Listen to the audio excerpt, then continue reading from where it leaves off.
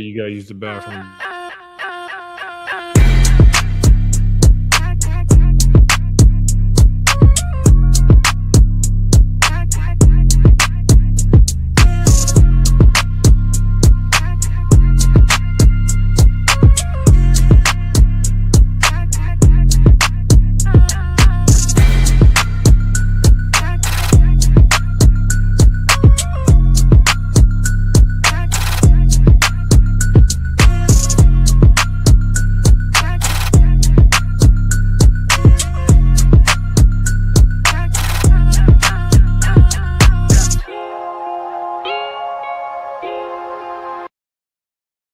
What up? What up? What up? What up? Yo, what's going on, killer? And we are back, man. It seems like it has been so long, but it has not. So we're back for another week, y'all. We want to first and foremost thank you guys for following that coaching series. I know we had some amazing coaches come on. We're concluding that series and moving on into some shop talk. And then, of course, I think we're in the thick of things, as they say it. The thick of things, which means the season. I'm glad I don't have one of those, like, when people that can't say T's, because that would have hurt me. But, man, we are in the thick of the season, and we know that there is going to be the competition is about to heat up for sure. I've been seeing stuff on my feed. I'm pretty sure you've been seeing stuff on your feed. There's shows every weekend, not only just locally in the OCB, but also in the NPC and all over the place. So I don't think we're nothing short of bodybuilding for the time being right now. Right. So this episode, we just want to recap a couple shows that we've been to, and definitely give just due to some of the people that we've seen in person or maybe came across. I have my list, of course, and then Jamal will have his list of people he definitely want to shout out. You want to say anything before that? You want me to get straight into it? Nah, man, let's get straight into it. All right. So first, I'm gonna recap the show, The Immortal Muscle. I was actually there in person, and I saw pros there. You know what I mean? So I know a few of them got shot on the OCB Yorton Cup page, but coming in for the men's physique, it was a class of six. Very good class of six guys.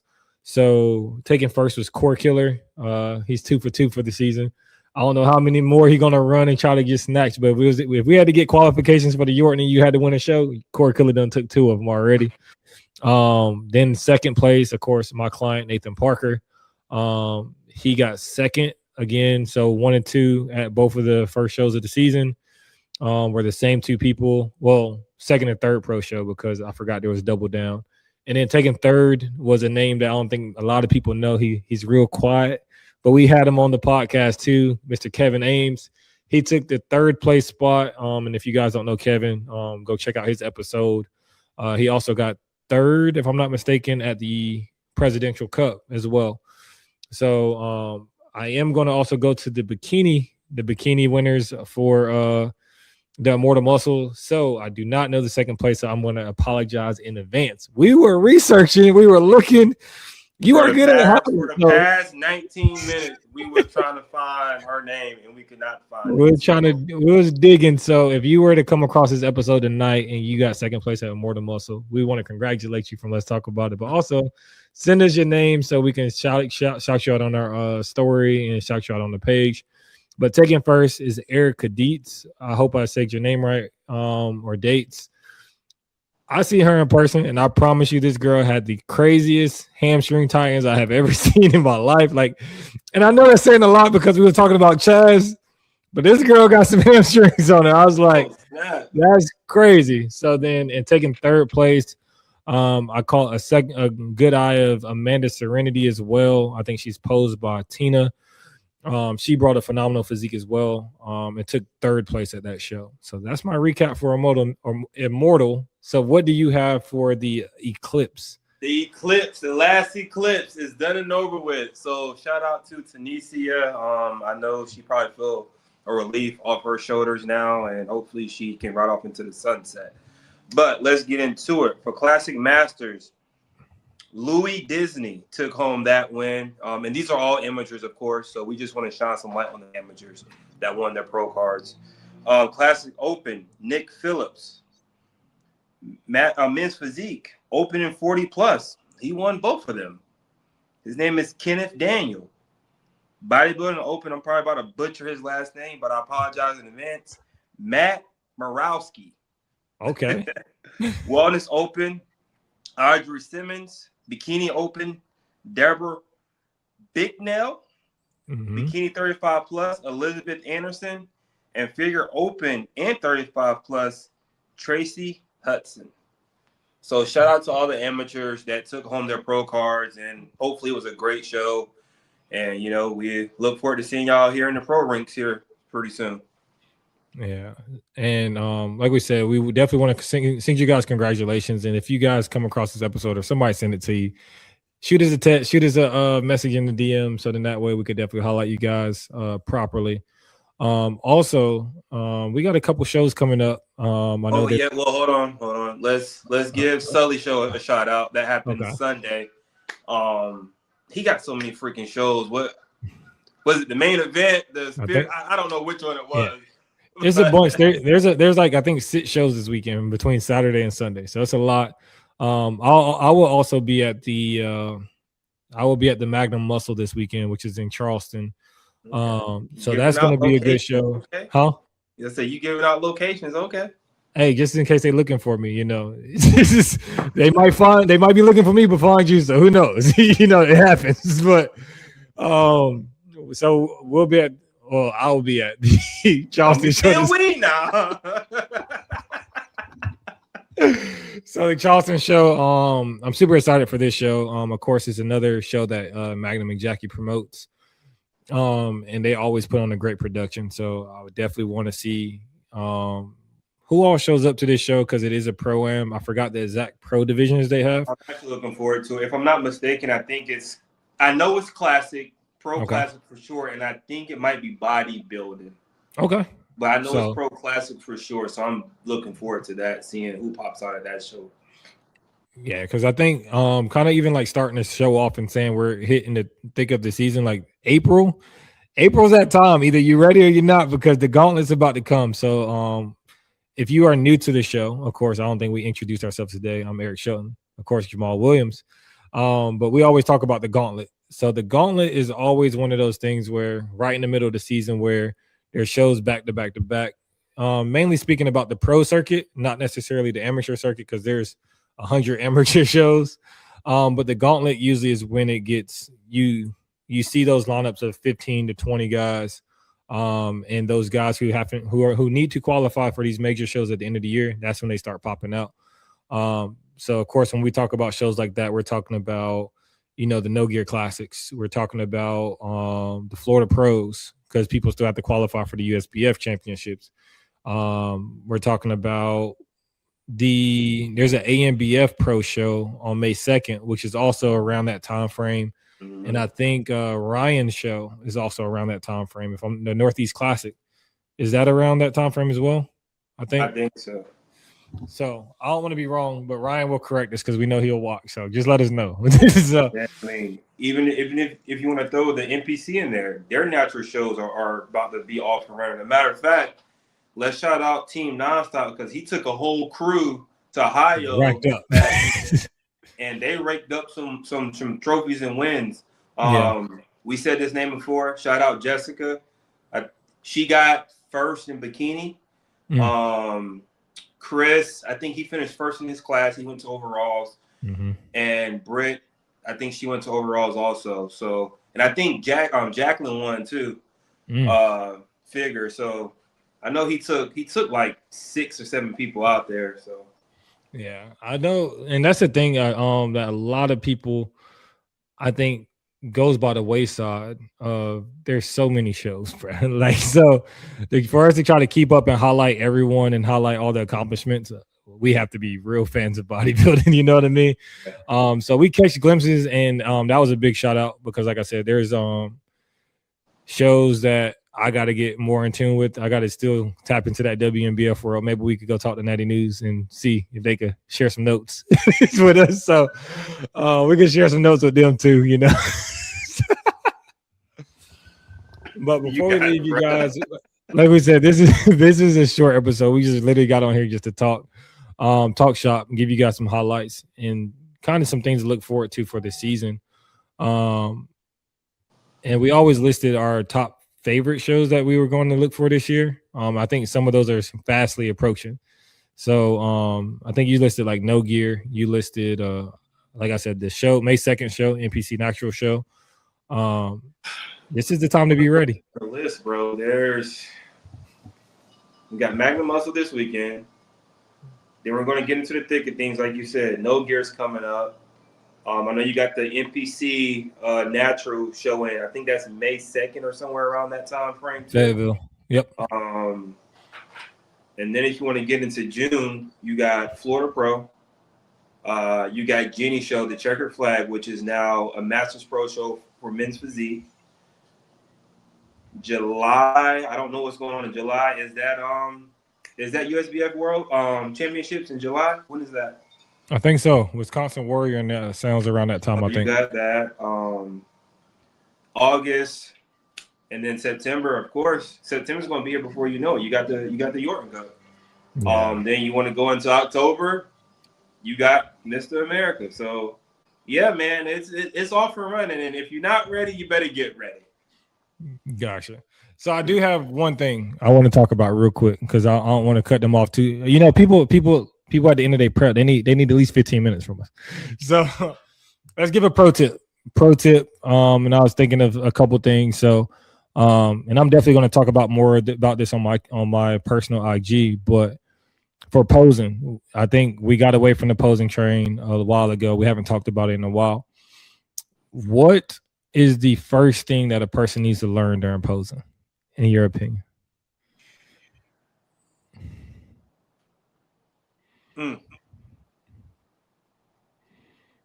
Just have confidence. Come in with confidence, and we can teach everything else. But if you're timid or whatever, and you don't have that confidence behind you, then you're not going to be able to pose. And you said something I don't quite agree with. Mm-hmm. You said we got away from posing or whatever. No, I think the judges are allowing people to get away from posing. It's not us. It's definitely not us. And I think posing is very important in bodybuilding, So I think we need to go back to, tightening the rope where posing actually matters. Yeah. Nah, for sure. I agree with that. And because if y'all didn't see the reel, Jamal said you got to come in there with confidence. You got to hit that boom. What was it? Hey, there you go. Hey, boom. Hey, listen, bro. It doesn't matter if you hit it wrong, right? But if you hit it with confidence, people, damn, he had confidence doing that shit wrong. You know what I'm saying? Hey, there's a lot of things I teach in my posing sessions, and of course, there's always a lot of candid conversations. And I actually had a really good posing call. Shout out to my posing client Gordon, who's competing this weekend as well at a different show that I'm going to. And we really had a really good conversation, and this along the lines of something you said. I was just like, confidence is one of the things that have to be cultivated once you start learning. Like, one, you got to learn the skill, and then you can have that confidence in it. Because like from the first time we posed, the dude wouldn't smile. He was very like straight and narrow. Then at our last call, he's smiling, joking with me. But you could tell he cultivated, he's like, by me having the knowledge I have now, I cultivated the confidence to go on stage and actually do it. And the one thing I always tell my athletes, I was like, confidence is the non-negotiable on stage. Like, I don't care who you are off stage, make that alter ego on stage. You got to have it. Like, you got to be somebody different. If you're a shy person off the stage, you have to own the stage. You have 7 to 10 minutes to convince these judges that you are the pick. So I'm gonna leave 2 nuggets here. And like I said, I will probably go into detail about this on my page as well. But it's like, remember, transitions don't win you shows. There is no such thing as a first place transition. So if somebody is teaching you transitions first before you know how to do your poses, look at them. Don't look at them sideways, but just learn your poses first and then throw in transitions. That's my number one. And the reason I say that is because I see so many men's physique guys specifically who will go to the guy who can teach them a fancy transition but can't teach them how to execute an actual pose.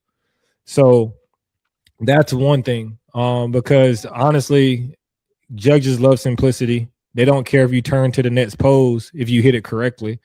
Right. If you're wasting all your time in transitions that don't make sense, then you're honestly just wasting your time if you're not hitting your pose right.